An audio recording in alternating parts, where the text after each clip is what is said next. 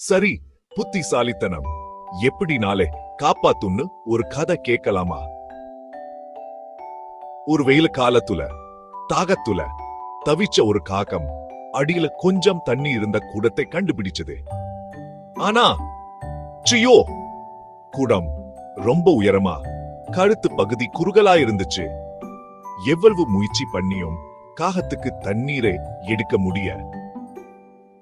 மனசு உடைஞ்சு போன காகம் என்ன பண்றது நீ யோசிச்சது. அப்போதான் அதுக்கு ஒரு சூப்பர் ஐடியா தோணிச்சு. அது சின்ன சின்ன சுழாங்கங்களை ஒவ்வொன்னா எடுத்து குடத்துக்குள்ள போட ஆரம்பிச்சது. ஒவ்வொரு கல்லும் வருந்தப்பவும் தண்ணீர் மட்டம் கொஞ்சம் கொஞ்சமா மேலே ஏறிச்சு. கடைசியா தண்ணீர் காகம் குடிக்கிறதுக்கு ஏத்த உயரத்துக்கு வந்துருச்சு.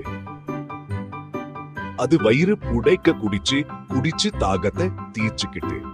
காகம் அப்போ உணர்ந்துச்சு, கஷ்ட காலத்துல நம்ம புத்தியை பயன்படுத்தினா அதுல இருந்து வெளியே வர வழி கிடைக்கும்னு.